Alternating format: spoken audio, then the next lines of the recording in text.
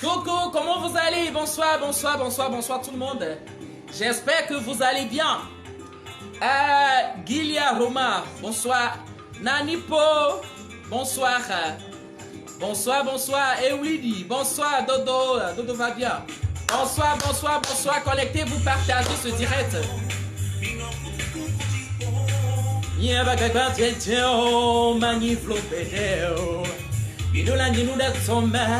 Midola duta some godo kakane jino no miashibe la vanyo amatano te bomba uya afome kune doji hey oh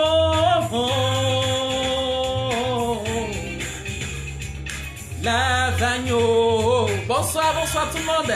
Comment vous allez? Il est l'heure de votre nouvelle émission.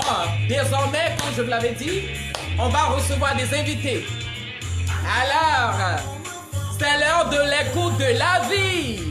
L'écoute de la vie. Avec la maman, je vais vous la présenter tout à l'heure. Pour le moment, écoutez la chanson de notre star, Charles Ozo.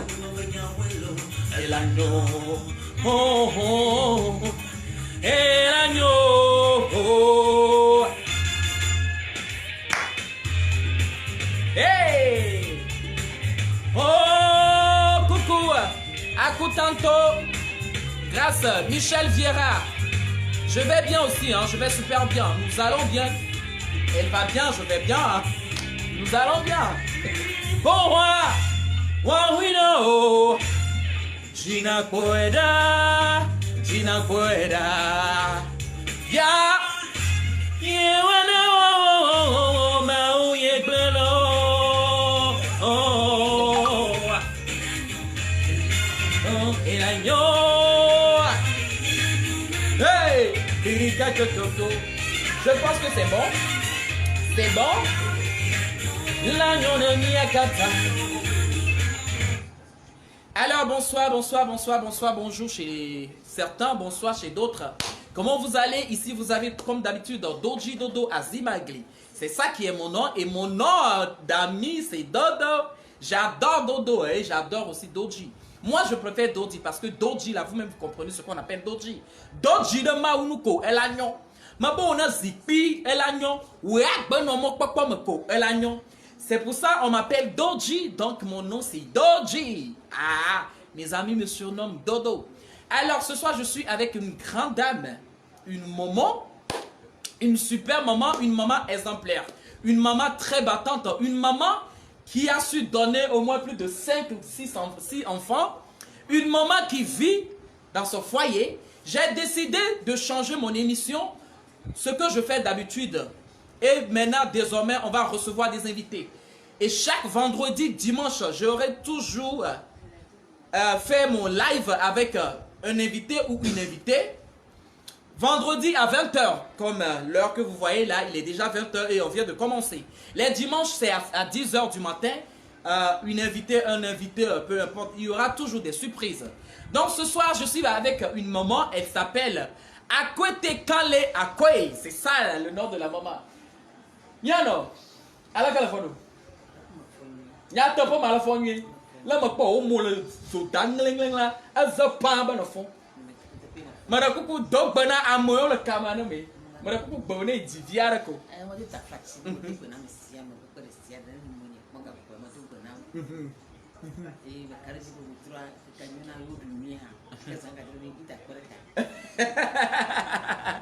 Alors, elle s'appelle Madame Akwete Kanle Akwe. On la surnomme Maman Design. Nyata pas ma agba ma nyere kaile jano caméra jiu. Ma bon on partager nous parce que ma no me panya be dodoro kamo.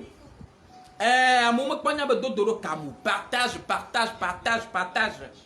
Partagez. Et oui, et envoyez des cœurs parce que je sais qu'il y a des gens qui sont toujours derrière qui vont vouloir, comme vous le savez, ils vont toujours vouloir couper le direct. Les sorciers de derrière là. Les sorciers qui n'arrivent pas à dormir tant que Dodo est connecté. Les sorciers qui n'arrivent pas à voir Dodo vis-à-vis. Je dis les sorciers qui n'aiment pas que Dodo allume sa caméra. Je dis les sorciers, les aigris là, qui sont derrière les caméras pour signaler mon direct que moi je fais là. Hey, c'est Dieu qui vous voit. Oh. La connexion là, c'est gratuit. On paye ça. Personne ne me donne. Nous tous on paye ça. Donc pour moi te fait mal. Yako. Yako, Yako, Yako. Partagez-moi ce direct. Partagez-moi ce direct. Partagez-moi le direct, partagez-moi le direct. Pour l'instant, je vais encore aller vous chercher une chanson. Je ne sais pas si je l'ai sur... Mekao.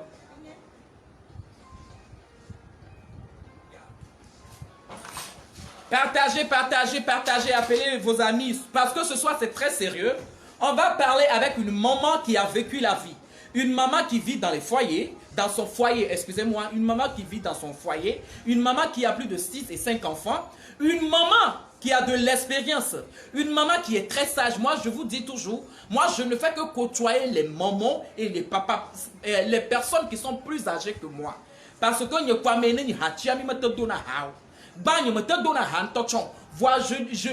comment on dit, j'essaie toujours de côtoyer les personnes les plus âgées que moi. Parce qu'avec eux, je peux. Vous voyez, non? Parce que moi, je fais toujours des recherches. Et lui, quand vous voyez donc, dans la nuit de vie,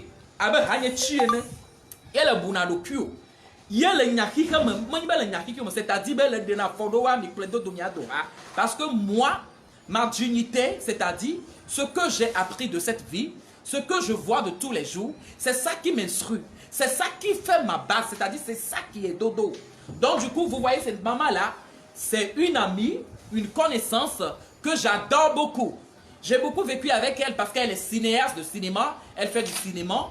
Elle a déjà partagé beaucoup de plateaux avec moi.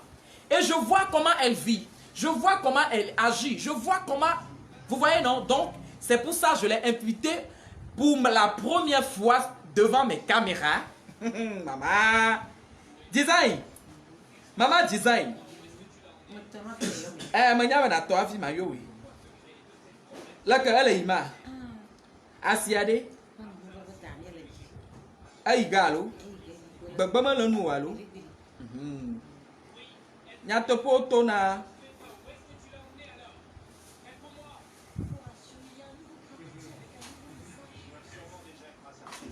Bon, on va quoi?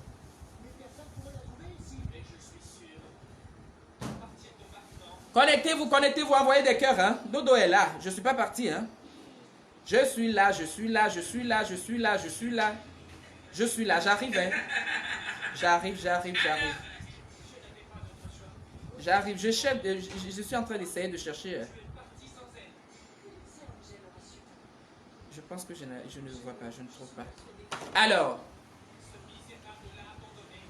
Maman disait, oh, le dos, bonsoir. Bonsoir.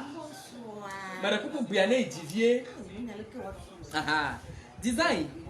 Ni manya le ma bledo, ni manya le ma tojiro, ni manya le ke, ni manya fi ma tojiso. Bon me didi be ba nya kplo nya do aja vide. Na do le, e mo kona ni mia jeunesse a o. Na do le, e mo kona mi mi tututu, na do le a. E ona na mi be, alo ona na nyi de ka be, nye le totro mo yime ne. Elo be, hihia le tadoku, alo mia le tadoku, ne hihia yime nyon. Wa nu ine le a, em de ka me nyenye be, me jibe, ma bio nya me vede. Ne desconfia te pas vivre alors. On va nous mettre desconfia. Ben il divide. Non mais on va mettre desconfia dans votre black top. 37 ans de mariage, 37 ans d'expérience. Pour black top vendre, nya te pas. Na ne pas au son de pas baba son ya demi là de. Vous tout kan pas na la. Na ni ma blow de. Ma fana bi pe. Mais le bassement, si la voix ne sort pas, dites-le moi, écris-moi que la voix ne sort pas.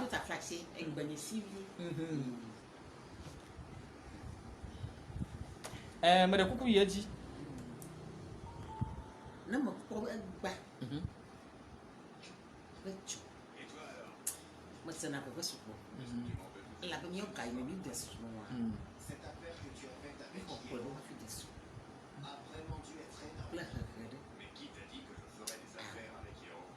Egba me galete fo. Egba me galete fo. Alo me nya ema. Enu ba do taku. La be nya de vi o mi ti ko di anya we gbelenwa. Na de me le kokko ne mi o alo. Ma di bo ne de na de me ne mi vi de. Nya le todi amo le todi le nko so.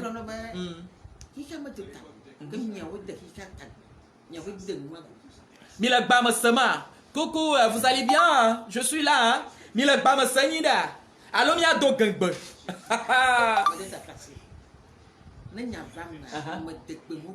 Ok.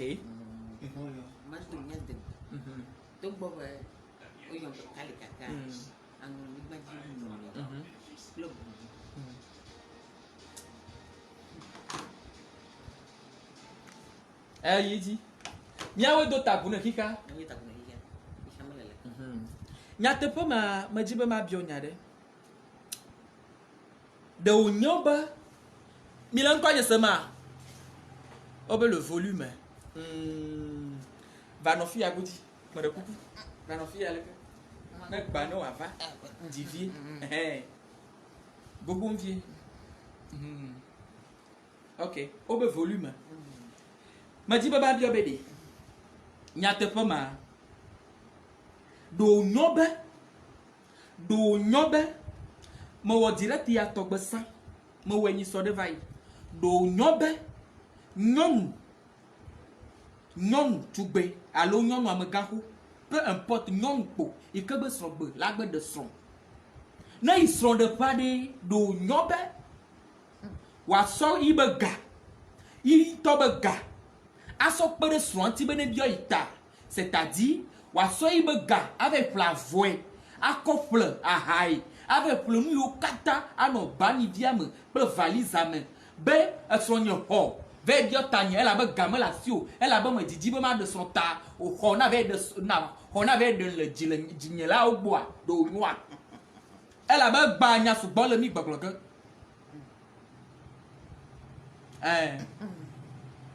on blanye na moto be mutu ne po ma glo be gban to a afi mutu na gbo ye ponyo yela kwa ma kala jibe gale lu alo gale ki kam e pa ne ti fi me na po akpo akoye beji kiji hom akliu zando adu pon dondon nyom ye ko fi leke ma swasini leke ono ochiji ma de di de lu ki musa kele be ya do wa ni makara jiba wa wila do gbala be me de ko ba de nyate pa oh nyama kwa be do nyo fonya nyama kwa be de abe nusu abe gamele isi o nyate pa ma nusu abe gamele isi o vole jonu ye son de lolo odro mi kwi mi wo de ka mi jesi bia no no fia opo na de va ye ya voa do me le vava mo po il be o sonye comme be me nya be no ye le didi be ya de mpo ya de comme be galinya sinya de nye to ma je be plavoa nye to ma je be plavoa ku do ha o pata e jo le nya sinye vo na pokwe na so be bi otanye po de ne ko parce que so de dia o be nye ku ofo ele ja po ka e je be nye chama kpere mu we nya mo kpebe do nyolo fonya malete po ponpo malete po ka afia ba wa wo na ntwa de ntwa ho rego nutu na do be ya de ya ala ku kutriku la jifi wa agbate hala twe la jaha la va bio no mata aha na wasiko mana ba galesi isranzi be ya de ta wonto na choga gawo ai flotabion na wonto na ko de ya so na pa ma ajiki mala te nyate pa nyata problem la le gokama bon agondo bana la porang me kan nchu na no te bo na jaha kru na ko bi ta nchu ma madago ala bana malo on la fi mo ka gane la siwa e ko pomol on na me siwa e ko pomol va o wa yelen kuma be no amma malo malo nyate pa ma blago nyade mo kwa Mathilda va attendez hein, attendez je vais essayer de régler. Bonsoir à toutes et à tous. J'espère que vous le la voix l'eau. Oh Seigneur. Va t'y ventiler ou non? Des blagues. Mathilda des blagues là. Mais là c'est bon, vous m'écoutez? Donc c'est nous pour le problème là c'est ouais c'est. ma glomba nei ba galasi ye na jijibe ya da suruwa Popo. na jijibe ya da suruwa na jijibe ya da suruwa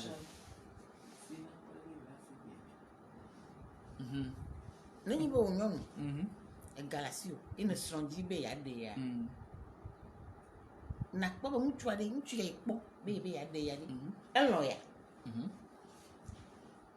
kafra ntu fi atakpo ntu fi a gamele si o kono no gbalu ya kona wa akwa sibu bana egawa no si ala enda jitututu iha jibe ya dawa emu aji wa to abiota na soso eli ma wela so o kesino nko gado nko ni bele yiti be esronye alo amado woni be ntu na nya ba yelo alo o sonye magabiji e ba parenti na ba ya makafon awo de siade ele ko le tam ala ba ntu a hayo nye afisi afiko kolono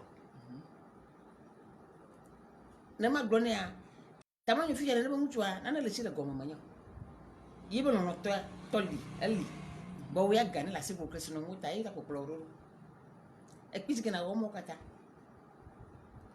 o yijilo bochu awo nma o yijilo gbo abe wo nma be yedo o nu sianu bana trongo do ma anoku magondo bana ne daka kaka na ejivile kalo fele ko de mo na wa jinto boti aje nyong bule sinto yibe no to ika jir kabla nyong wasi wa yolo malo kana gbojiri ina lebe ntu anto dunyawo wona be adeso yo do be ado mi ba gbe ya me a mi ba ma mo me akogori e wo nyong ntu de kanyu de ka ma semo do semo so na ma kare to ho a do gbere abia o ma wi je kuli abia o ma alo bi kata ma so manye gbere ka nya kata nya kare mu ngana mu ok fifi ale ma de kuku ma jibo na de mena mu kanti wole ve vie be nusu kuila koga avec plakban ava bio nyɔnu ta nu kanti parce que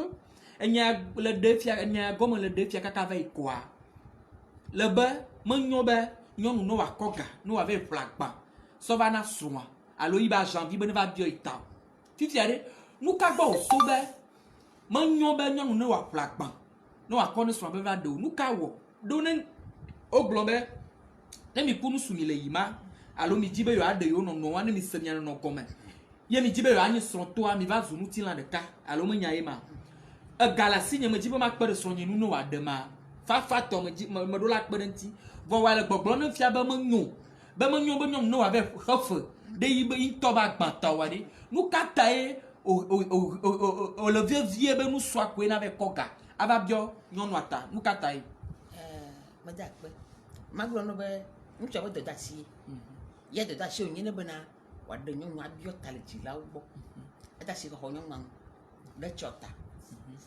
da fla tse magblɔ no sia bena ne wo ya ne kɔga na ŋutsua wo wɔ na biɔ ta o yina ne ba wɔ ne be ŋutsua gbɔ ɖi eka ɖe dzi be ƒomo alo ƒometɔwo te tɔ fifia elabe ŋutsua gbɔgblɔ ge bena wo ŋutɔ wo sɔ gana ye be wɔ nu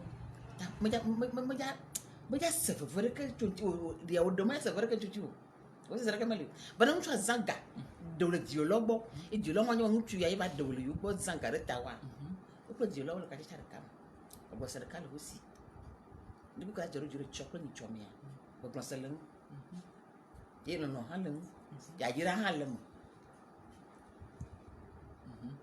fifia de nenya be ga ɖe me wa nusu ɖewo lea wo lɔ̃na me ŋutɔŋutɔa nusu ɖewo lea wo lɔ̃na me ne ne kpɔ nusua elɔ̃na me nyateƒe na kpe be nusua lɔ̃ nyɔnuvia vava nene be nusua de leke miawɔ kaka do dzesi be nusu ya elɔ̃ ne ve biɔ tanye hã ne nye kui mi le kaka sɔ fiase fia mea mele na ɖeke wɔ gbe kple ne mo alo wa ɖe le wa kpe be nusuwo va trɔna le mɔdzia ebio ma kpɔ ma nyui egba ne ga yi divi ebio ma kpɔ ma nyui ne ma gblɔ na wa nyateƒe ŋutsu ɖewo le wo lɔ̃na me be yaɖam ba etso na nyɔnua gbɔ bena nyɔnua me do na dzesi lɔ̃na ne ŋutsu me do na dzesi egblɔna be ta me nyɔnu ne be nyɔnua ebe susu le afi bubu vɔ ŋutsua se susu tɔ ku ɖe ŋuti tsɔ lɔ̃na ne vɔ nyɔnua me do dzesi gbe ɖe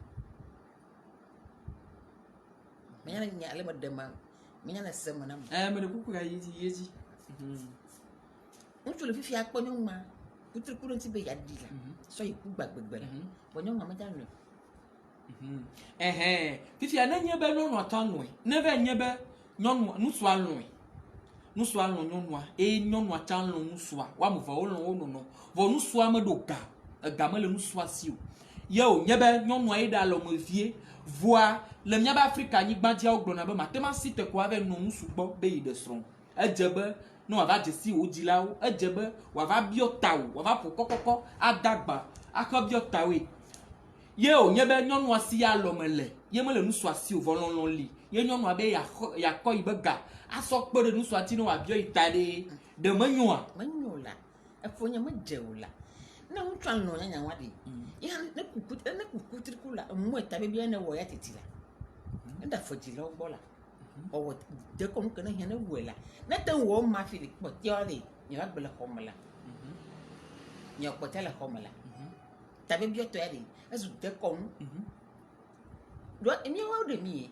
kenka wo gbe wo ɖe mia be viwo ye vi la ta gba be ne ŋutsua ne kɔ biɔ yi ta o awo ɖe kafi ka yi mia le awo mele teƒe kɔ meli o ema menye dekɔnu alo leke Afrika lea mele teƒe fifia ne ma se me go bia enye ne mie de Afrika be dekɔnu tɔdzoa le nye be nyateƒe ma et surtout non mais c'est comme dit inférieur ok le nyateƒe ma ne nye be do enya ne gblɔ le gblɔ nya fun ne gblɔ nya sugbɔ le ƒo nu sugbɔ ne nye be nyɔnu kɔ yi tɔ be ga ve ƒlagba be nusu ne biɔ yi ta esɔ me li esɔ me sɔ parce que ne gblɔ sa be nusuwo alo mia nusuwo aha ye nye mia kplɔna afiwo kpata nene be nusua enyadzɔgbe li la te va gblɔ fa be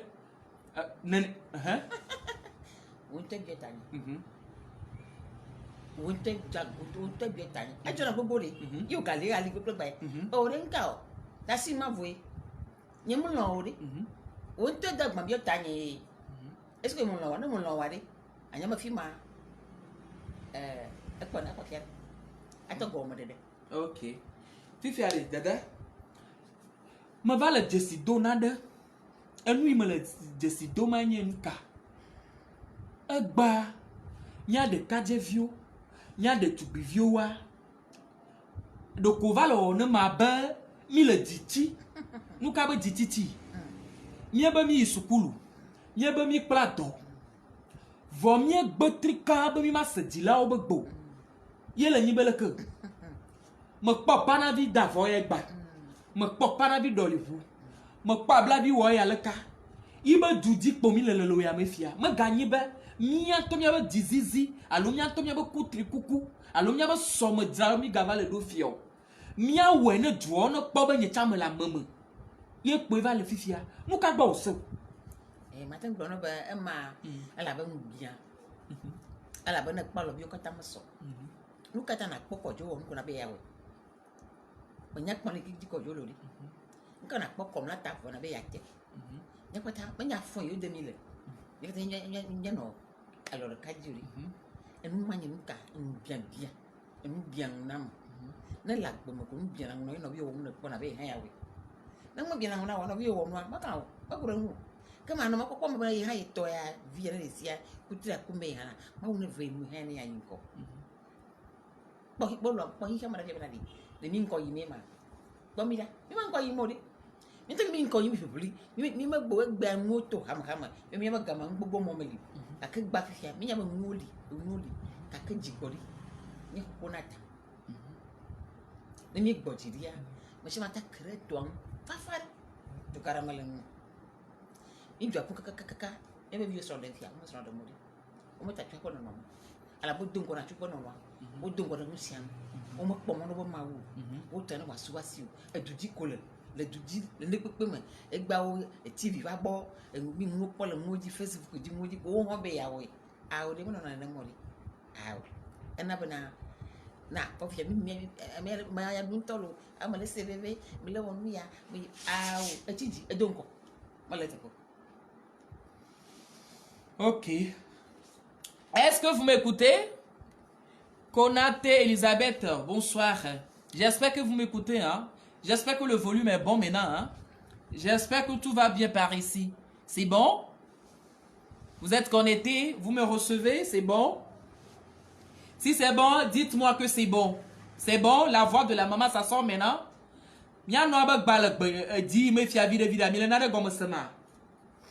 Ok. Avant de commencer le débat, c'est-à-dire avant de commencer le thème de ce soir-là. Merci beaucoup, JJ Dalmeida. Merci, Edwige Fénon. Merci beaucoup à vous. Merci, merci, merci à vous. Dada? Allô, Maman Design. Anyadeli. Yemia no vide. Asoka. Vomi mate ouais pata berkam. Voa eya agbata sina de dinu. Abele ikemi de sonde de be nya ogomo fia ametabio be nya ogomo fia. Me kade jiba me de tsa so de le me. Me nya be me we kpo va yivo me jibe amegaho de vino de alo vito de ne ba va confirmer nu itae nyonu. Mate va so yibe ga. Nya tepe ma na nyi de tupi. Na nyi nyonu amegaho na divi kpo me di kpo le gbe li srome la si o ye mi kwa me de le klibe kutri kuku wo kaka me abe ya do kwa be nyebe alo o nyebe esrome la si o le sron di ta kwa le be galisi ita ibe ga nu so ato enti ayi to ya yasime ne ya ve plavo ya ve plaha no ava bio ita me le tepo parce que le monde dans lequel nous sommes aujourd'hui il est profond. Je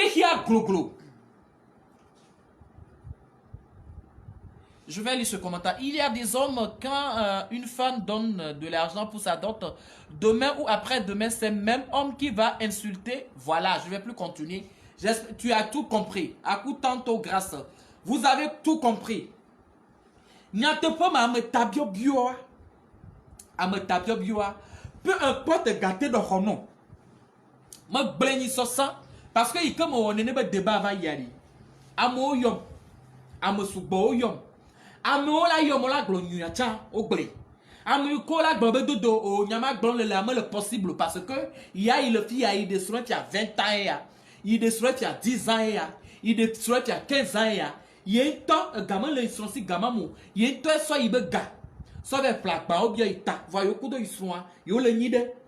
Kaka va ne gbe ils sont mo zuine ils pon. Alors ils sont mo ne non me do da ils pon. Amodo yo nglon ne. Et il y a un tere jinya. Il y a un dibe ma se va au direct. Alors ma se va au vidéo na. Baso na kpodo no amoa ile nye ya ma de no. Ye le nyibe le ke. Nya dada de le yo. Nya dada de le. Nya dada de li. Ele yo fo betume. E gbala me ibo betfame. E on a le retour. Mi no nya sanyi de lo. Nya dada be il va dogo de 4G. Mani de 4G view, c'est-à-dire il va dogo muso. Ye ibe ya de. Yo ku yo globe yo ade yo nono. Yo be ade yo nono yo fose. Voir. Bandi yo le. Gamo pas souci. Gamo pas le si. Me pas le dormu. Donc à voir. Il doit la de son. Il t'a il be Didier ni me happy ya no musu de bois. Musu alo la bio ita. Il be pour moton no ha. Il be pour moton no Jesse nous so anya be il le kofi boy il le komagbo il le kojo gbo. Ye webe. Nous so avec gamin les si wa. Il a galé ici. Il le drum happy nous so va. Que Galifia ils sont bé ils te péré ti fabé après ça ya ba refaire né. Un nous intime battre le vin ils sont bé débat dîner niaé allo parce que ce débat là je l'avais fait la fois dernière. Je pense que j'ai déjà fait 4 vidéos successives sur ça hein, si je ne me trompe pas bien.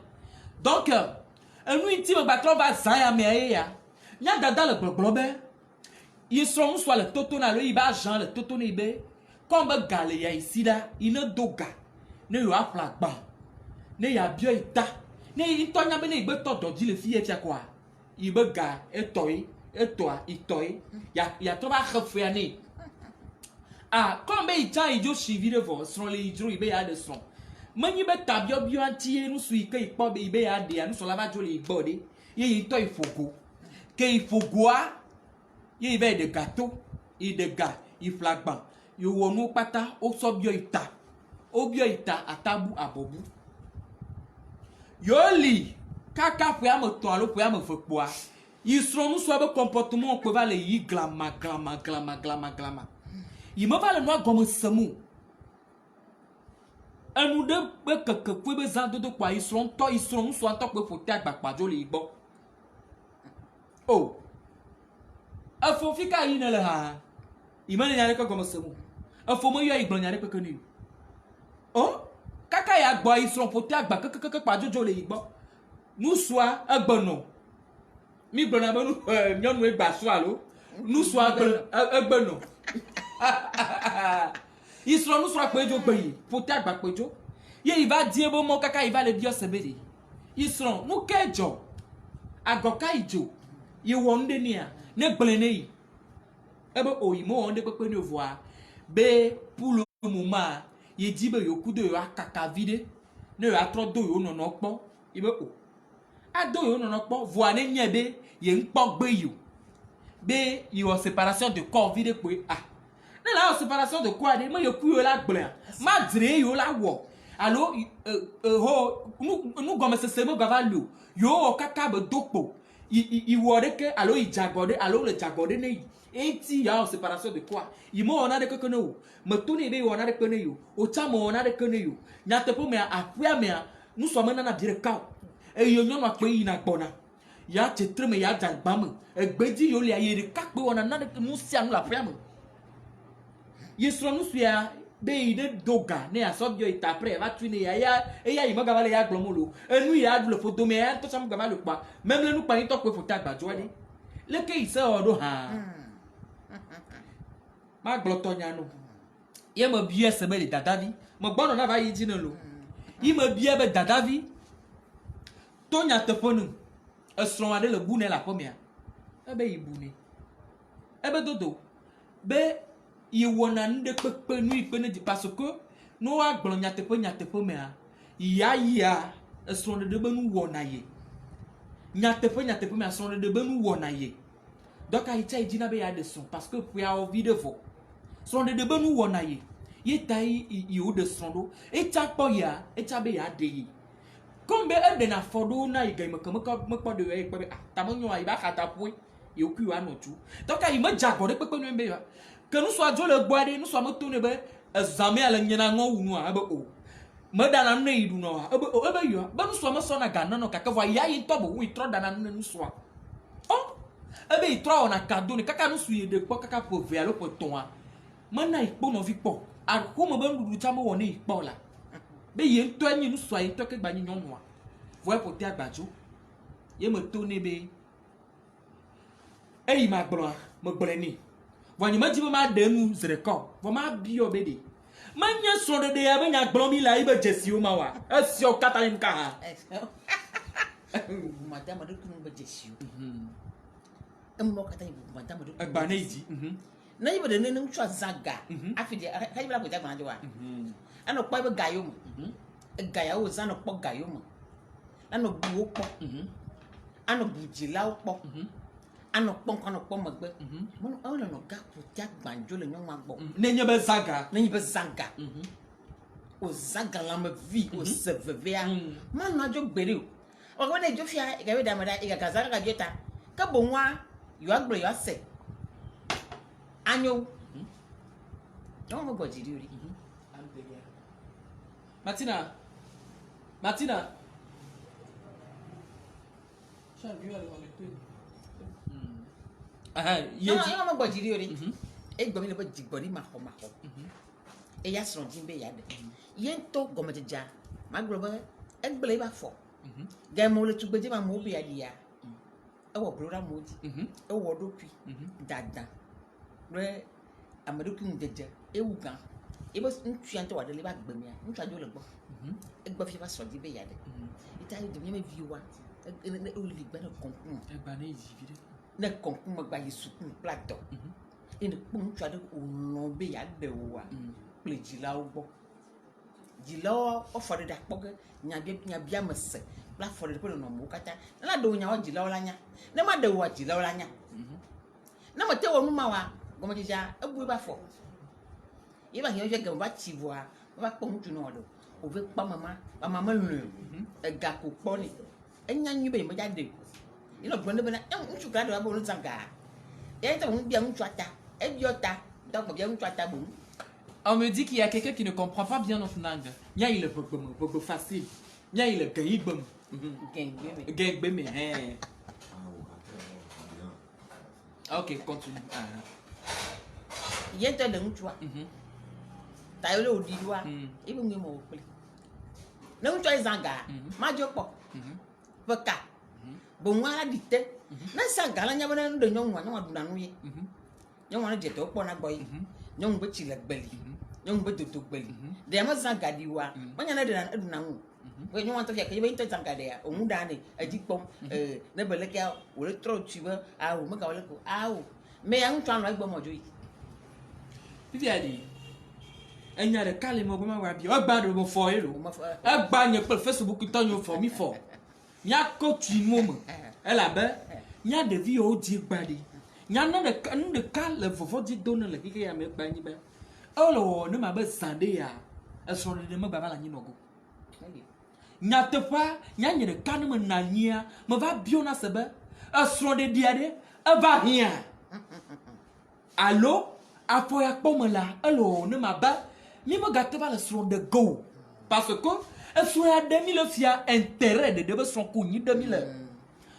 ba na no so be le nyonu aloma parce que nyonu ayi sukulu vide allo la dodo ajodo gavia de lechi ita o pele dodo no su de kama le fia po ba le nom de pe lon si be nyonu am po plato de po allo pele so kopo va nyonu am isuku chateto ele idi lo gbo nde pe ma o ma po no su ba po kokko be ya do enyama mo ba le fio ce qui veut dire be lon de kama ga le fi mo voix nyate poma nyonu isukulu nyonu dajo ne le pe ibe nu chojino wa e be na de na le de voa happy na glo be so nye nu kai dru no be ya wo ma kpere nu na we vo agba nya de kajo chami tami table di ba mi ma gale nyom de ke I comme nya na de ko wo mi me gale de ke fio ye ne ke nyonu vio to jajalo wa to enu mo gbali agba be nyonu vio amo e oko enyi be na fu mo la shi wa ma gava nya gboji na ma do so keko wa ma gava nya gboji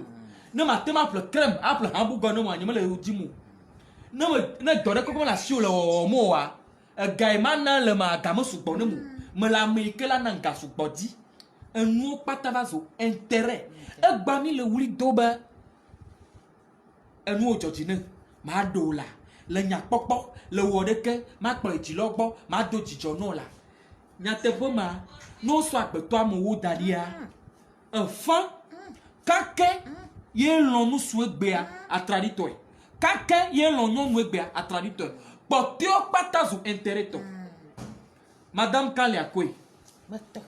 Esro ka kung de mi le fia de menu Afu ma glo ba. Sana ma kala kifa. Abane ga Nyamba wona uta.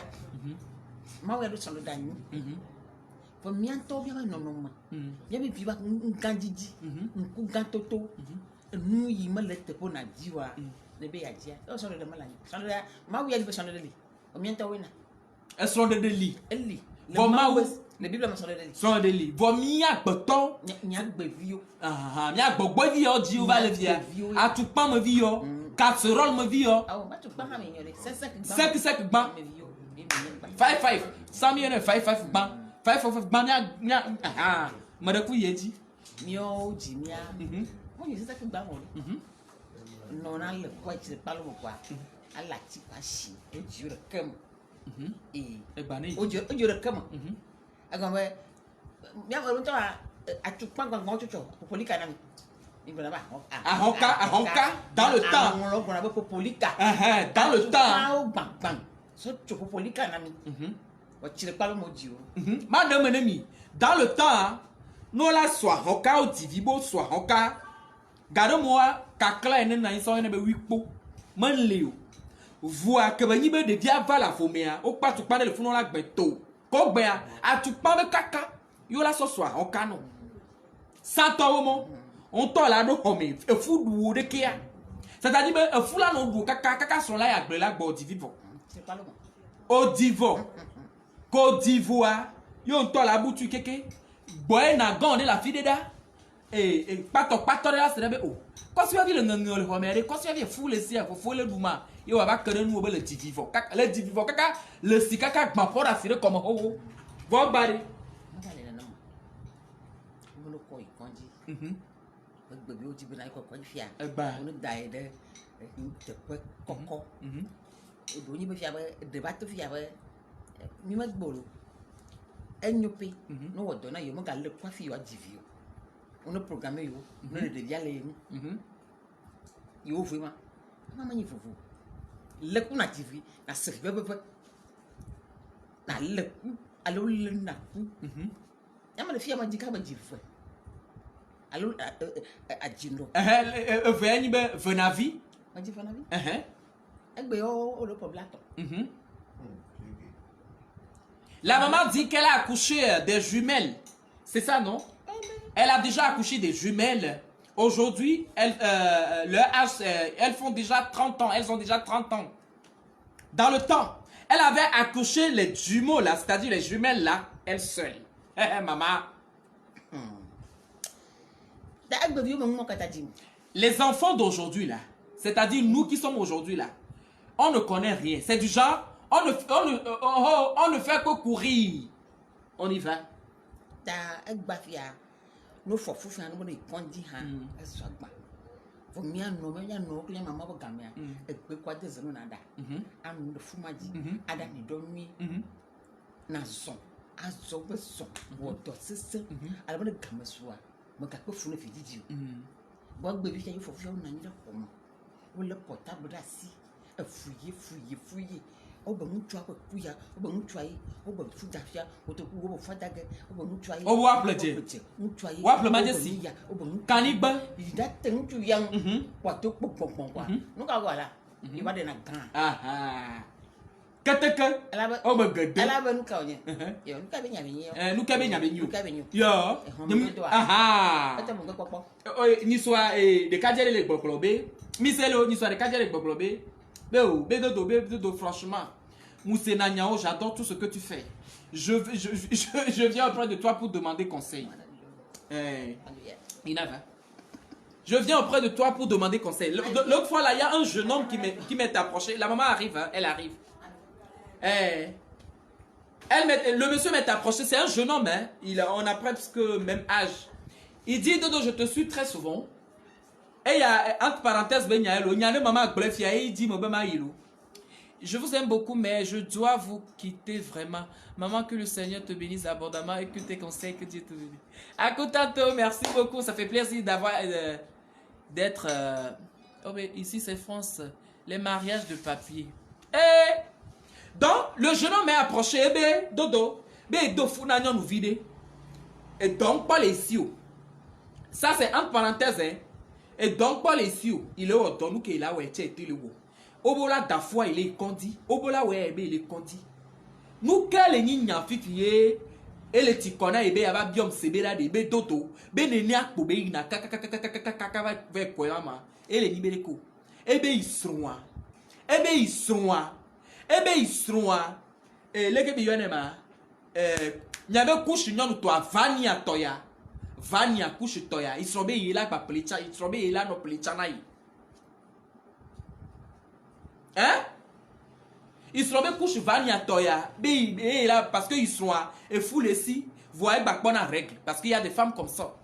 Il y a des femmes comme ça, peu importe, elles sont enceintes mais elles continuent toujours de voir leur période. Il y a des femmes comme ça, moi-même j'ai une soeur comme ça lui est arrivé plus de 2 fois de ses enfants. Donc fou les si voyez pas bonne règle. C'est vrai que vous c'est pas normal. Voir me donner à mes sœurs me couper de nos villes louées. Vous voyez non? Ebe dodo be couche ke isra no bla le gomi 1200 to avo inana ntu biti isra c'est-à-dire wona no pata couche cha isra be yela be no pleva ke be ya gboro ha e yo e kojo le no akudo to ogbo be igbebe na ple couche na yo e no aba ke va to ne be ma ple couche no be nkema ke to le sa fum le si o wa e to ina gbona ple e ple na ebe nuo ke va bloquer d'aller te perdre et de la assumer kaka ça fait quoi et de kaja le dion be dodo. Elles sont des agbahia. Elles sont des agbahia. Fi que les filles finissent, elles vont péter plein de dîner, jo, vers bout de tout, mais alors que les dos fou, il va bien aider les fouiller dos. Les bébés, ils do, vont dire, il va se présenter, il va vivre, il va pataner à ouéri, oh là où il y a. Bema ça va au débat. Comme c'est un petit truc là, il me dit, bema ça au débat, le que maman blogne, que maman quand les blognes ont un fille, et tu veux à ce que les femmes là, elles ne veulent plus rien faire. J'en ai déjà parlé sur la toile ici tous les jours. Il y a de ces femmes là, elles ne connaissent rien du genre. Elles ne connaissent rien. Même à Kagbalo la pléa, c'est le monsieur qui donne. Tout, c'est le monsieur qui donne. Maman, tu peux entrer. Moi, je t'ai flatté.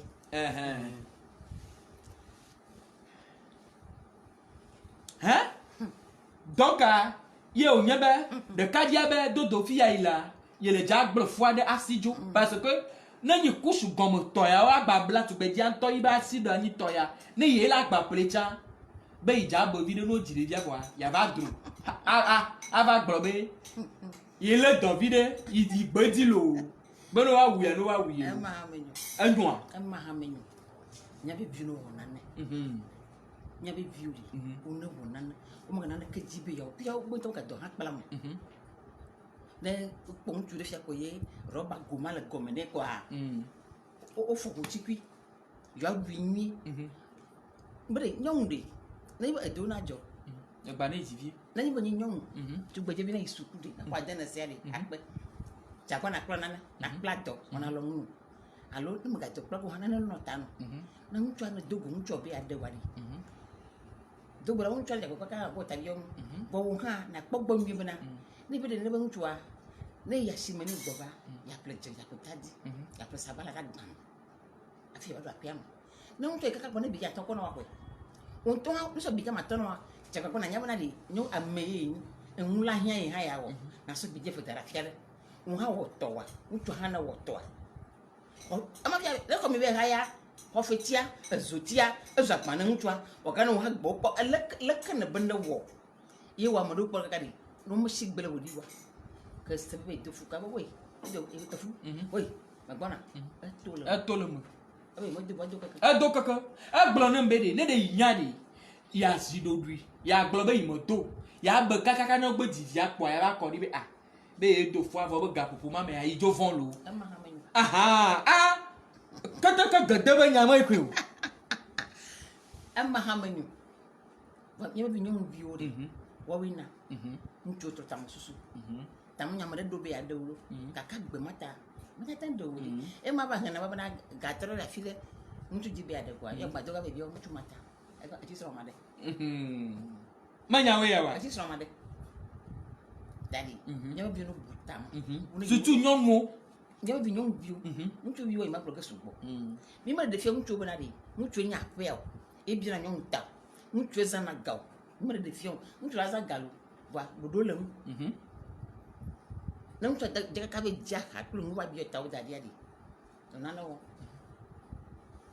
ya na ga maswa wo de ma wo de ya pa ngwan no na bi na afu bode janyima janya e gbebla vivi na na mai na salma ke da di bule da bana kwa ya mo do ji ya ncho ga do ji alo manya e ma ncho ga do ji o ga do ji we wo de ma wo de wa ma tema odo apopo mo to dia le ka o na e wona na ma sono pe bi na na yiba wo nyom ye ncho de wa kpo bode e no be ya de wa ma do ne ya lo ka fra na de wo pia wo pe mi patiti no wo ma na wa jakpe na ma anya mama do tamini choga jaha ba pe mi pa na de va dadi de bora ta no ba o kanto de pe de video to no chon ku me a no pe pa me ya ma mutra go ko da ru ve ta kan bo ni bele na ba tro ko ma te pa o ba de video to chon li no so moi no chomoa ne no so agba bi o ta cha o gbon na be ba bi o ta premier pas ne so anta no ma la o premier pas mo pa do wo de le certain le mia no ba honu mia ba honu a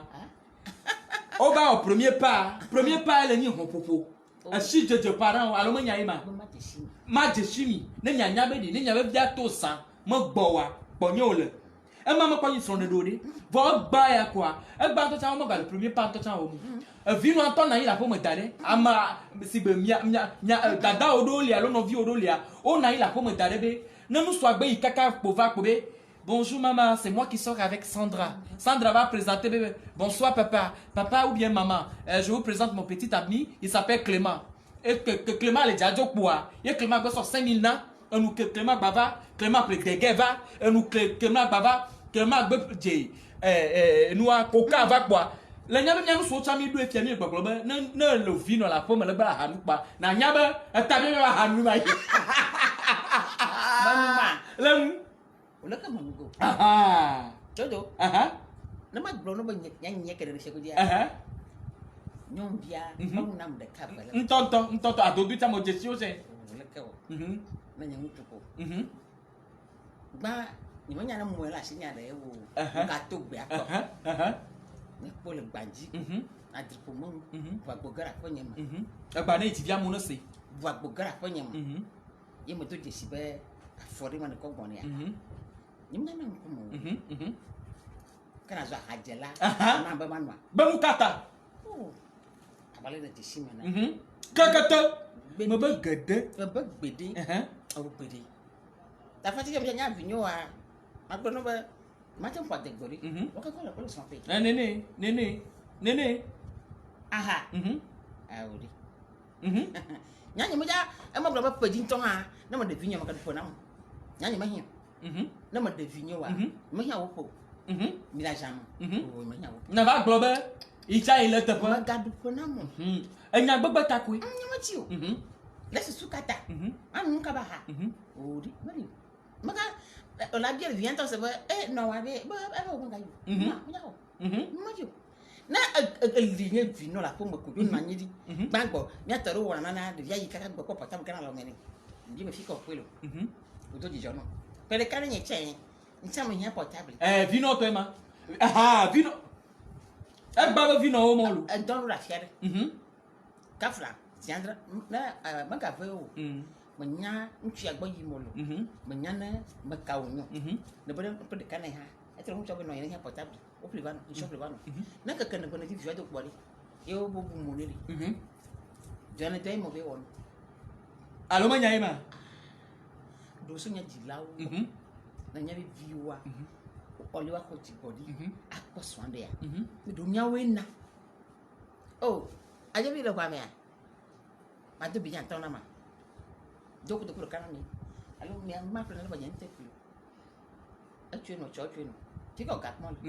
dore ko ma na ma le to ma le nya ba le to na viwa le to ma le nya vinya ma da jo aha na le nya ba le to ma aje be na bie alo ma nya ba na bie to cho viwa to nya ba no le nyi le igbo dada eli zanza kokotoku okotoku ato e ma na nya ba le to le nya ba le otri kuku do ho le nya ba na tome na nsape gavi de kpotona ni egba yawa le nya be viwa me dore keke wo mu le do de via do da sukulu be ne sukulu alo le do da do papa ne be via kaka gbo e be iPhone 11 ya gbo kaka gbo ve techno pote agbo kaka gbo pa be dada mo plemi ya gbo no me ke tu no ka be ronye de ka de le podo na me pie ma so afo ya so no vi no pa le nya mi vi no do na ogura be de kadje vi wa ke mi kubile to do kum la ho me kaka plafo bo ni savana ma le bene nous sommes balé courenti giga soit du toin ngba to nu ova yo e dere an gbe manya me fo me di ni de kadje manya doka wono manya me ke tutu ni de kad tifiade vi wa ne le yi kaka ne tabe eduade maka kwa na va yele atana be bi o ta su gba pe Mhm. kaka tana be du ya atiti akpa mara don do teli gba mo ti so lo gana wori yo ligba yo po ya gba fia o lo mo na e cho be na ka po mo ezu sagbadre jojo maji maka de ke la o mtu na lo mama lo lo mama lo ri o be yo alo ma lo ma ke ala nyo alo nyo sia maka be ade ba mtu ado be ade wa filo ha be yo mo le bi wa e bi wa ke nya nko na ga yo be ade ya o cho mo ne ko bi nya kwata mi to ko ndu wa amama mo ti mala ti ani mo ti ko ga do o le gba o bo la po me bang masa no nya ma to no bo bang sa o le toto ku kofi yo o va po François lu ebe ya do egba nya de kajo ha do mi no ne ayo que me po be agbi ololo le nya popo la klo mi am to mi me po ba ma be présenter no honye kofi gbo be korwa kofi la ho mi nyire pa kofi pe la to no François be va be devi wa e wo 52 ans ya on a be devi wa ni ku mi don polo devi wa e o le ti be ya de ya François la be o be devi wa e to na be a janvier me laisser au point de que François la be yo François la 32 me kaka be yo devi ya e para ko pa mo te vi ma de bo France ma te de o parce que devi ma e de Godel comme il bon et de côté le Robert bon et de côté le Atou bon nous souvima ne be ya le beno a te do gba ne gba ron to cha ne gba do ka ke vo adu na rodrele etime nous souvia do le a la c'est tame parce que il so sofia mo patavo il m'a te gblo nu lo on sisi na la do voilà de wa et la do dada homi ma batte pronto e ho ma batte ve gbo la homi parce que tu gbeje o mo hu inu de kebejo le po wa elle avait un plan de bout a so no fiamu voilà homi evo was born la homi alo me nyaima afonye ma gro no bari le ne be nyo no ma ma do ta flatiro na du ala be du ban kuma juben kuma miele mo ta flati mo ka ko na be view oh pop ne be nyo no wa do va ko na chena ni mo va ko na so de no o le yin boss men ngba o eba na ba bana le be pon chwa da wutra zanka la di afia so so na me nyaima ne mo le ma me nyaima na mo zanka de mo ta pa so na do aga ba e to ju ata ba yifo ye mare ko ngalo gbo mare ko ma de ko na awola na nya te le po nya gli nya ji le fia a po gli nya ji le fia nya te po ba gli wo nya te po ma tro a fia mi la Il n'y a pas ma glidi ou n'y. Vérité, a blessé dans notre chou. Vomi là, parce que j'ai toujours cette habitude de dire, nous n'y a dit, il y a nous plats le mien non non. Yeta, mon doux et fifi a pris pas bédé. Mon baba n'y ben n'y non globe. Dodo, t'as quel âge? T'as quoi? Mano amour, on ne me fifia. Wan no me donne me fite. Parce que, peut-être, ou a le vécu à Bewado, mais tu as besoin des enseignements pour instruire ta famille, pour instruire ta petite famille. Le hien pode nou nyao, le hien ou nya joa me nyao, beda de ne a sok ploido kui. Ndo le a le wek pom nyabe, nous vont au nyou. Gado moa, do la glele glidi le fie la va soku towa pepe. Histoire y a me donné mes fiabe, y me le glotot benya. J'en ai reçu beaucoup d'appels. Et y a me donné mes fia, nya dadare ke bayom. Parce que me glotot benya. Que elle fanvie, me tourne bien fanvie. J'ai tout compris. Donc c'est pour ça que j'ai invité. Désormais, je vais commencer par inviter. Hein. Je vous dis, je vous donne encore rendez-vous. Mais moi, pas le voir, pas trop répéter rendez-vous, Nyanami.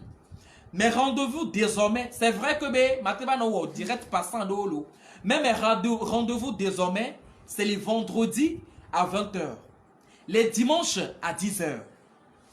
Et ce soir, vous allez m'excuser pour le volume de la maman. Désormais, je vais prendre conscience et on va prendre des précautions pour voir. Pour le dimanche, la mila seigneur me beau la tonne. Donc, dis-moi garder le pour. Nous croyons les filles.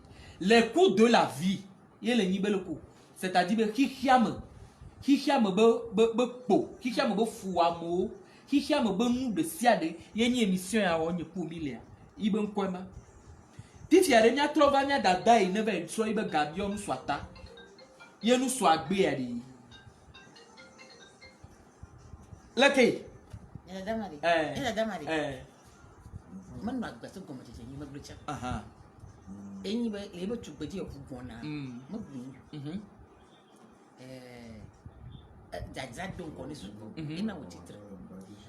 Bon, il doit pas payer ni à. Il fait 18 ans.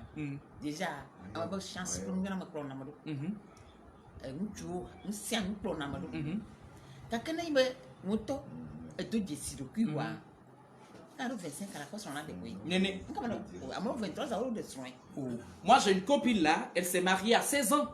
Ouais, elle est heureuse. Elle a des soins. C'est-à-dire, Maniba Gomi Bonnever de son 16 ans, à l'ovio patamoso. Amade Tovana Ndokusu, Amade Tovana Za, Amodoa Kaka Badio Nona. C'est-à-dire, Waba Nimlopo, Yenuna Macmono Dole.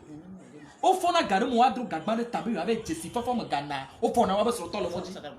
Au fond, on a fait mon bé à la lovie de dé, à lovie tola dapa, à lovie de dé à dema. Allo, là, nos pota, abe allo, toi. Nous sommes là, oh, à l'auto, lui, en banama, yo, kakala trok, bovave, oh, bovivi nan toi, le force en ce qui veut dire, à l'ovio patamoso.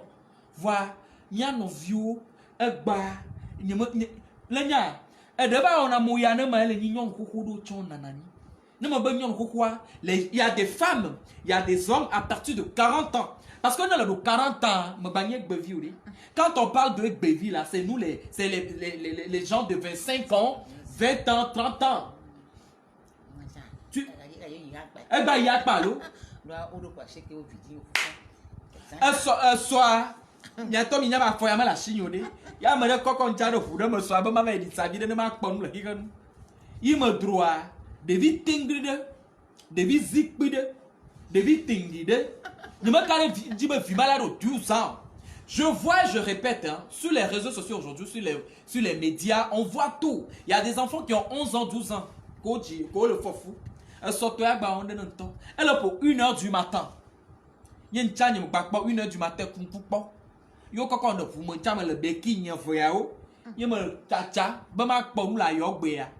De vie, 12 ans, et il y a 10 viens, tu as payé de me voir.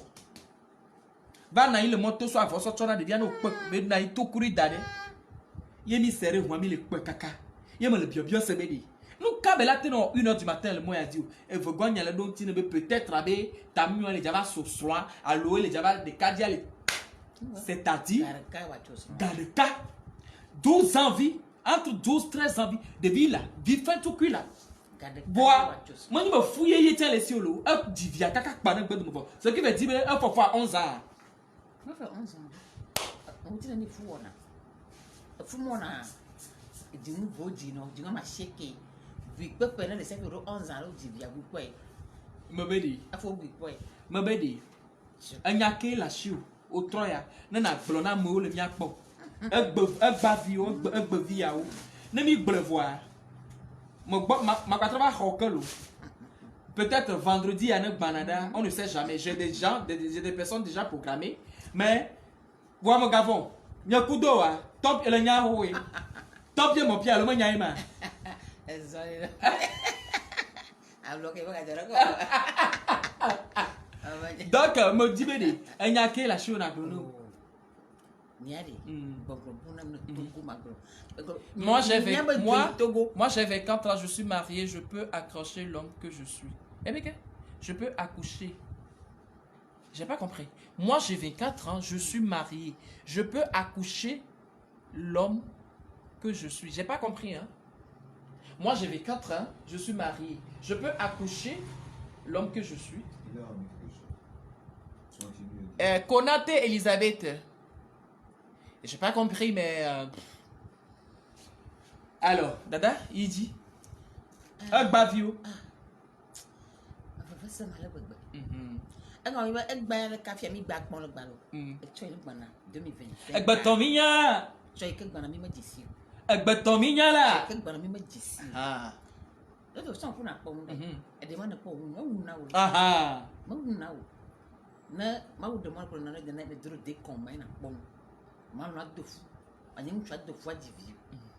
De combien malo? De combien tu as eu de si ya cha? Et demain va n'y accorder soit avec petit me fille. Et demain n'y accorder soit avec pas comme fille. Moi je dis toujours je ne juge pas, on ne juge pas. Il ne faut jamais juger. Chacun a sa vie, chacun a son, c'est-à-dire chacun a son regard sur la vie d'aujourd'hui. On est libre de faire ce qu'on veut de notre vie. Le dibé a kukaba, elle a son bord. Le dibé a pipikaba, elle a son bord. Le dibé a blakusha, elle a son bord. Le dibé a vive tazoa, elle a son bord. Non, le didin, toi, tu as zogogoligo, le hikayama. Amana comme bon, pas gore. Donc, on a globe, oh, de tubikani ni avant le gogoligo. Donc, on a globe de kadjekani ni avant le gogoligo. Elle a beau, oh, le pogaba da tonne. Alors, moi, yaima. Akbononoro, les zama, on connaît pas, mais elle nous dit. Mais, gado moa. Ne le yakore so abanu toma. Ne le déconfie abanu tome ya. Ma bani be nyonwe la shawa o ma yo. Ma bani be nyonwe la hasia o mo lo. De vieux prendre relève avec ya. Doro putane tima. Yo putafia. Doro ne tima na pot vida. De vieux o divi. O so dire kakpete so sa netia me fianti be yo fima yo don na ma. Ma bona yo mo nai. Ma biara sebena de. Jila yo jide vi mori de o meliwa. Kaflan da ga de sro. Tafati e mutwa ga ku ha. E pa fia pa bo de vi mo ma de wo. Ma dro gangba je a. De vi mo zu na na. O bo dogo na be dito. Alo ya go ya ma pom bu. O bo dada ya be milo. E be ya ma be lu. E do kujo. Ki boy ayi na ti no. Ayi de komo. E bo. E si gbesi na. Que un tu ya ko so be ya ton pa po gagare. E vo. Yes. E po gagare. E vo lo. E je ko be ya ma to ma un. No go no fi azu na cho. Na ka zu na. E kaka. E gba. E zu to. Amafia o le boma wa. Sukula ha gbele. E do pa ta meli. Meli. Ai azu ge yo vi. Parce que vina mlo ne timo no kaka no ka dem ka to ma. Nya jilo de mia dia. Do de mia dia. Do force mi ambede. Ma biona sebede asro vie le no me mia tata do no le gba. Ma asro yo. O de gbe pa bana ati mi na de mo de film. Amu ga le mo de film. O jin ko kokko ni. O jin na maka. Na tu plola. Allo maka. Maka o de ta mo nwe. Son ka bo lo fi le pa de mi. Me ko ra kele. E chonk pa azu do na o be. Na fia ni ato nyo mo ga fi aga a hori ba ko fi ha be charge aka karam Mali. wa sukulu e be ndu pe wa kanya magali enu ya na fe na nya nyere ka igoma nyim se na we nyi be na nya mia no kple mia fufu do le ko mo kpo na ndu na wa kpo chi na vigolo nka gbo so na nya te pa ma do chi na mi la ba discussion rek mo na femme projet man liu jani gbogbo gbogbo do wa fa to so mu so yi kaka gbo a odalia epa nyɔnua eyi kaka gbɔkpa efɔ le aƒema ekpa no do xɔma me bi se be di eya mi dzia ɖe leke miawo akpɔ dzi meli o yabadzi ma kplɔ ɖo vɔ nene be nyɔnua ɖewo li no be akɔmovi ɖe ye zama me kpo gbe be nusua ma de igbe oa yi ba gba la yakpo dzi zama me do ne agboji na ye no aw ine ji ko la makana ji na aha e choma me le wosi devi ma wa choma me le wosi o no so mo egba to fi an ne ke gba e fi ha ko de mi anti oh mo na mi oh fata na mi e o be mi na dividi me fi afata suku fi fata suku fata o melia suku fata o ligba tare davi ta avoir ma dia am me fi so asi wa di fo na ton asi wa di ton asi una suedi o va be o me am ga su o va sa ti ke ro na de nya dabu nya nui nya kpo nya ko bom nyom tolli ale be de fili na veji wa direct on joji na pasire mo zo na no na gbe na do paru le di akale ti bra o zo amia e choya te ma duwa me kala ba bi o ta na o nyama me kala ba zanka de na nyama ko mo to mo bala ma o me fi wa ko me ko to fi o ko mo kala bo ma ko mo to na le ko me fi a na ma di gulo nyama fo na bi se be maga vidi ga be ka adi e ya mo di fi a akpala mo nya yi mo e ti mo jaja mo ni mo lo wo ji po mo e ma na ga ma mo ko to soku di o ma ga ba di fi a ko mo to so mo fi a vidi di a je ba ko lo ya mo mi nya ka go ma se mo lo e vidi di a va ko lo ya mo e fu le photo mo po ti o e bu le gbede mo e bu la lo mo ga mo no mo le no an to po ma mo gbro na be de ma wantoa ibe gomme mi mate se gomme la be e do poga mo poga gale wa sio le vidi fo me le osio vo amoyo kondudu me le wa sio wa we le hlo kokori si abobie ne ba ma o zuna gato be mi po eda kono be kono to me be di na pa ne gbede ma vo we ma di to wa le di to me po ne ndudu mo vo nyom de ni gato I me po vidi di mo wa mono yo no de me vo do da nyon mo gbo le poa na nyon mala kufu da po me tete yo no te da gbaji po nyon aku pe pipi mi jo la gboji na ma ko no adohron wa be so in to be vidi do so oga yo po ga mo jivi chateto wa mono mala ba pampo ko no mala no soso mi po nam da o be po ga e ga e so do yo ga na ton la mbo ne yo gana ton o le pon be mi wa me no nya mu di gba di ko cha di to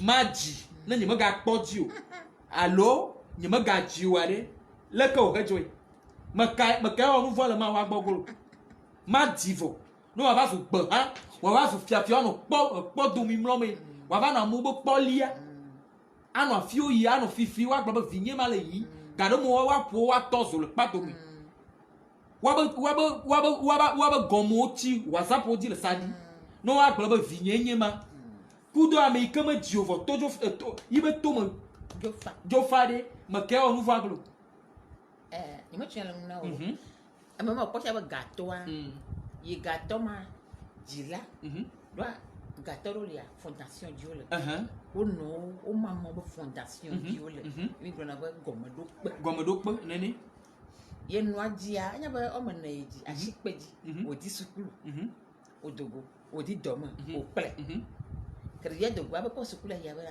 do ebe awa ba ero sukulu pe yo yia fia ka fra ma wude mo e pe oplo ba de ba agbojiri ya de so inu tore ba de ka ba igbona na tore do ba de kwa e gomo ka na ba do inu tore di kwa di de mu de kon sen e fa dadi ife ja bu fi beta mi an kwa ni kono ri aha an kwa ni kono aha alo ma nyai ma na je ma tro de gomo agakpɔkpɔa fondation elle a be toi kple nuwo kpɔ ga hafi hedzi no ka kpɔ ga ho afi tɔm le wosi ade agbo no be onya be evi nne a tsunami nya na wa isuku wa o menna bu suku a nya kpɔ gbɔ nya kpɔ gbɔ ko toa evi nya nka na be yawo ka na be akpa o pasi akɔ tam nya mala wosi olo o de o doma o kpa to ka o kpa de bi ko pa mi ya yi han he bi mi ya mi o choa e kpɔ bo suku ya ma yi fifia le ba ka suku afi le pe ema no me ble into son di bia anya ba le ko imole nya ra ka ma le ble he yo kwa yo je modia he ya ble lu ntu kokoko la do disine ne ma be ya be ade la di champo la do gban la ba de ne mo nyonwa la bio ta prop ne ya mariage nka o yemi fo ka to bi do li e o na mariage pro o bi na wota le na lo pro to ko o de no ba bi no na lo na ba klo ko sha ko me do jira go evi ngbado npe ma chidi ke no bi anu ba mama bi ma pe soutien ma chidi ma pe no sia ma chidi no ka ma pe no de via kasi kan ma ka jafu ka ya pe soutien na de via yo problem ne a estua ba mi ya aba ma ho no de ko mi su ja kwa yo do kwa mtu le ka mi ja ko bo nja ko bo ba no asunevo na be via ala bana sukula yi elle be no dokpla le bana dokpla ntu la fi da ko o nyam via mbone we bana no judge down abi tu ya allo tata ebe o paso tonti o chona na ma o nya ka san bi nja be kpala tata bi me aw ba ntu mana de ba enyi ba enyi bi ja ba se mo so nya wa me bo o tu de moji ano chesi fili pepe to ano yoma ka magbo do wa ntu bi do na adom na de je ma wa se le dia aji mo jira pia jam ala bo de so kula aji bo to la pa fifi ala ntu wa tutu ni son tutu nya wa agbona daga cho ko va divoire so tabia dire jila go kula bubu di jona mi to o de vieux to wa la lo ne ya le npene fo mi ala oui me jiro ne lu ke ala ne le ba kucha la nya be yi ho apa no yo ke le fimi la no ko bia je tani to a bobodi fine oh cho la honko la hofia dunko la honko on to jina bubu le mu yo jo wa yo so de dari voa ifi ja bu fi beta mi ai sukulu aglado ni o wa eto 24 ba un ta diva da divo ale un twa yin do wa ate pro ka ba ko buya no ki mi tam yin ta bo sama so mar ko mabli ko wa ko ne ba mi akwa ezo ko no o de suna cha pe ko no ewe yo menye ba ma wo ni alaji e do de so pv apia ma to yon po divio bo mo nya be vididi amodo o programmer ne yo be bia bai nyonu vi o le fi awon to woto o po ga o flo wa fron odo o la fomu o globe yo mo ya po divio yo adu agbevide afi no yo adu vi e kwa mo to pe ko be mi da didi a o mi ta si pa mo le funu set mo le e ko no onyi onya pe na le wo si ya ne be ma ko vidi mo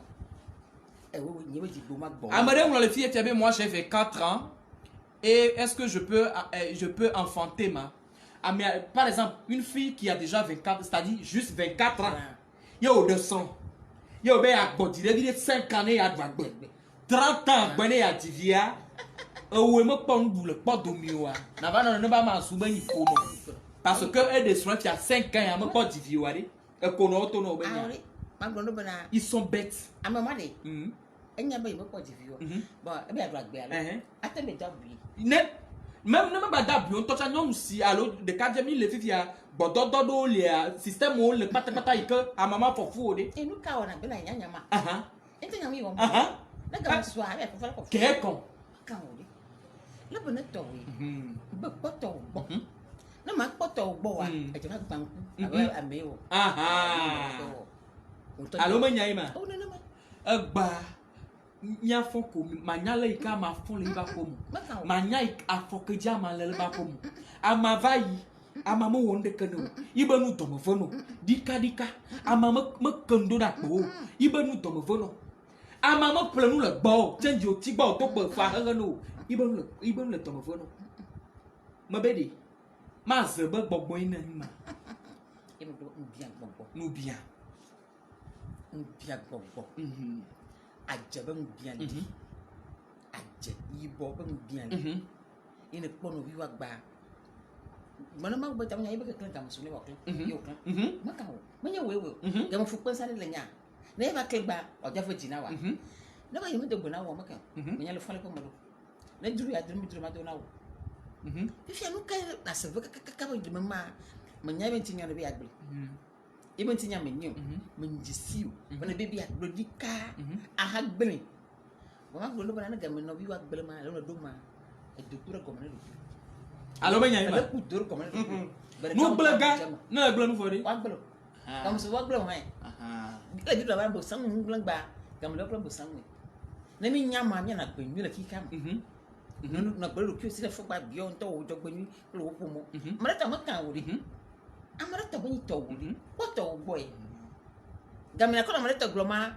akabe poto agbo aji solution ni aji ali na we wo no wana gbeno wi to ko pona la ko ngoglo abalala jolo mo de man mama disai madame Kali akwete akwete Kali akpe no be le no nya gbogba nya tepo ma adrum be na gblo nya vi clair ne ma so tasi le mu ne ma ba clôturer na mi conseil vide na mi agbovio pra mo ke le mi akpo ma de nya me fede ike webe egba le do plus de 60 ans hein vole gba le nyide nyama jeshiwa le no na nyide gasia gam evio to cho shita to ko vo amu wa bia na se be nya dada ya nya na bia edro re mama te jini egba majiji bede wona gbon anya ma fode na mi lo bo ana so clôturer na mi egbo nya le fia ba na ko mele ni egba na yidivie mi nyam ko ogbo na mo mano si bere na no egbo nya le fia ba mele ni gba nyama gblo no bana gbana be anu nwie nyare la sim blo na vinyo na jibo na echi o ya ga nwi ya do popo bana futu bedia ala bere do fi le mu chuba paje ma nu tuema na futu bedia le bere do fi le mu chuba paje na ba le tu beje ma mo mu chuba gbevu wa atero 70 ans la ga nwi mana exemple de cas avec ni que le fier du fier nyama fi ma ten nani e ko gbugbu ke ma te nju bo aga unke o so ni tu beji mo be papala alo ni mo nya le nya no anwo ni wa hamia ma do ta fa che be nya eno ni ke di ma nya anwo bozuma o yiti america ko bozuma ke ko to ni bon tu ke di ma ane ho de be ba ma honno ba tu va honno ba papala so mayi be le ba na nya be mia no ko ekla na mia lo mo mia ko ekla na mia ma tema do ta flat ode aji no ko e na bi ma ta flat ko be tu vo minya ale ye ma glo ba le gani o wa cham gro na ba mia no awu na no mi o afiami anwo mi ago mi be wona panye wo ma nya panye yo fi mi to jesi ba mi no nyo wona me disse nyom de ya el dia ba blaton chama le bovo e kwato le ba nyi chaba so de nyane viwa te manu eso mo blodi po blaton inte ko le fi ba te bonu fi ba fi ke mal dia fi ya eso inte jo yi dure ko mo ete wa 40 ans do jire mo ni na mala ko ko ma mala ganzu nu ka tai den ko mo di dia du tu be dia musu ke da volunteer yi mo de igba mala pipa ko mi chef de so mi de so ka ta anu ya atu nya di lo le ku pala mi do al mi pa mi ro ku mi ini pa ko mi so to mi viu bro nyomri de do ku na fufu nyata ana ka bala mu tu gomuri Bena beko bena ŋutsu be nya ne ʋutu dze ne dzi vam gbã megati o la ko nyaga evelia mate kpɔ ŋunyɔ ne kpe hã la ge le asi ko be ekpɔ ŋutsu be aɖe oa la gbeblo ta me nyate de le va kpɔ wo tsitsi me na lo srɔ̃ dzi be yaɖe ye va hana va be ke me kpe o ye amewo kpoli ƒom nyagɔmetsotɔ va wu gã abe yadzi ɖe agba ɖe ŋuti va hana va bena be ŋutɔ la va dzi aha adzi gã ne ŋutsua be ne va ɖe ye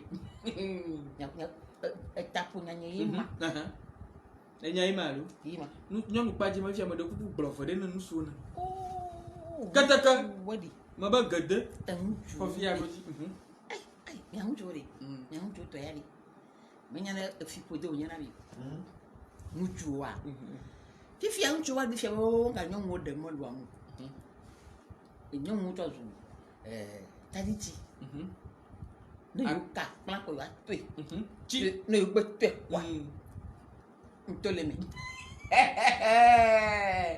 alo be nya ye ma ba mi ŋlɔ be na miawo do fu dzi ɖeviawo ŋutsu ɖe kpekpe ame ɖe gbɔna be ŋutsuwo kpata etɔe egɔme be ŋutsu do fu dzi ŋutsu kpekpe atɔwoe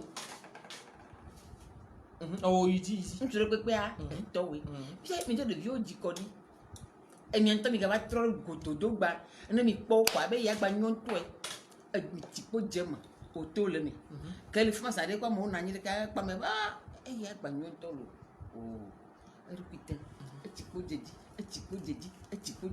awu ɖe mi ga wo ɖe nu ke mi le wɔma gamesɔ yi wa ɖe bɔn na ŋutsu mi tɔ te nu ma be de togo ŋutsu mi tɔ te nu ma mi na ne de nyɔnuviwo na nya bena de asi xɔxɔ le wo mi na ne wa nya asi xɔxɔ le wo yatɔ va glo o Afrika mi de kuku na nya ŋutsu mi kpe ɖe mia ti mi de mi zɔn tadi ti kpla de esu nene mi tɔ ma kpa mi de mi lo mi de mi keteke o zike me be gede bena de keteke zike mama disait akpe no do nu kula me nyota akpe me ho zan la shi o me ho zan la shi o akpe no Coucou mes abonnés, encore une fois bonsoir. Là je vais clôturer. J'ai oublié de rappeler le numéro sur lequel vous devez appeler. J'ai oublié, excusez-moi. Prochainement, vous allez appeler, je vais ouvrir la ligne et vous allez appeler. Donc, ce soir, on était avec Maman Duzaï, la mère, la femme, la grand-mère, la sœur. Et oui, tout ça là, c'est Maman Duzaï parce que c'est une femme mariée. Elle est chez son époux. Elle a plus de 5 enfants. C'est une maman très exemplaire. Et oui, moi je connais tous ses enfants. Et je l'adore, je l'admire. C'est pour cela que je l'ai invitée. En même temps, elle est cinéaste. Si je ne me trompe pas, vous avez déjà vu, elle et moi, on a déjà tourné dans l'un de mes sketchs. On a déjà tourné beaucoup de choses qui vont bientôt aussi sortir. Et par la grâce de Dieu. Donc, ce soir, moi, je vais clôturer avec ce message-là.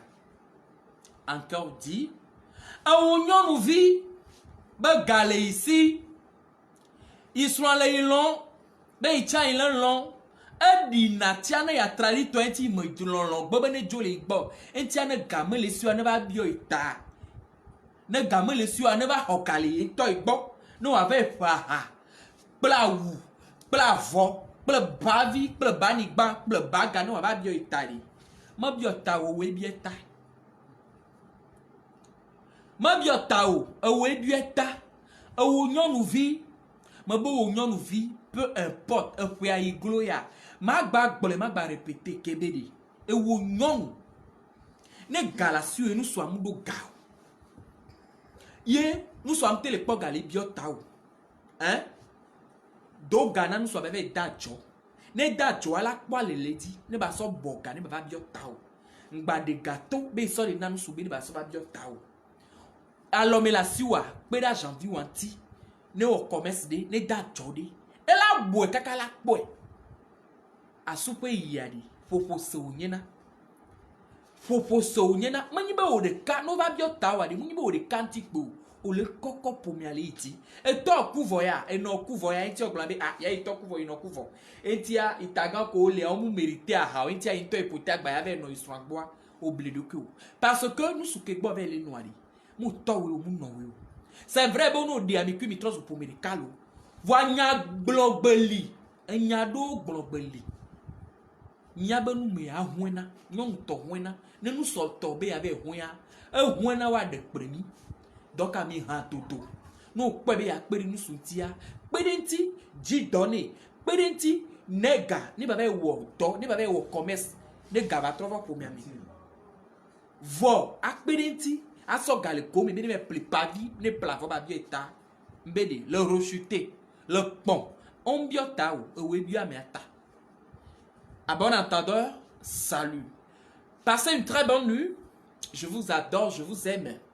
On a été très long, mais bon, comme d'habitude. Merci à toutes ces personnes-là qui m'ont suivi dès le début jusqu'à la fin. Je vous fais celle même qui s'est épousée elle seule. Ah, c'est elle même qui s'est épousée elle seule. Voilà ça. Donc, passez une très bonne nuit. S'il y a des questions, vous connaissez mon numéro, c'est le 97 27 96 27. Ça, c'est mon numéro. Vous pouvez me rejoindre sur ce numéro. Laissez vos messages, tout. Je rappelle encore une fois, merci à toutes ces personnes-là qui ont fait le geste à l'endroit de notre sœur Vanessa Oro. Et oui, j'étais très touché, très content par vos messages, vos appels, tout. Continuez toujours de l'appeler, continuez de la soutenir. Elle a besoin de vous. Elle a besoin de nous. Nous tous. Surtout, na miani icône de na miani artiste de na miani ndo oto.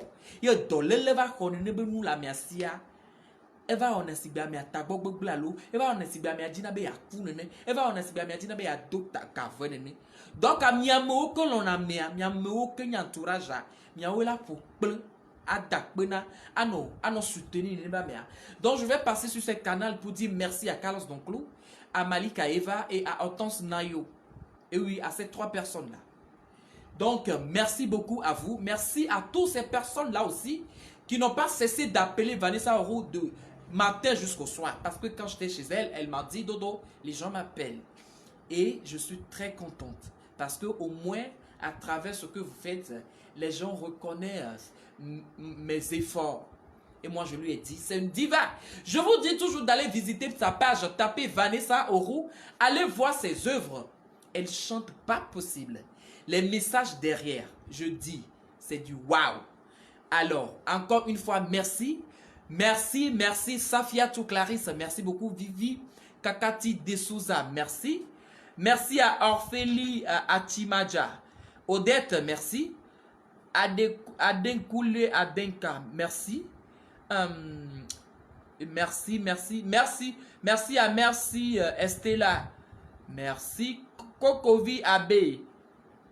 Ah, merci à vous. Merci beaucoup au fond du cœur. Je vais bien par la grâce de Dieu. Elle est vidée. Merci de toujours prier pour moi. Merci de toujours prier pour nous tous. Et que la paix règne et que l'amour domine. Mouah.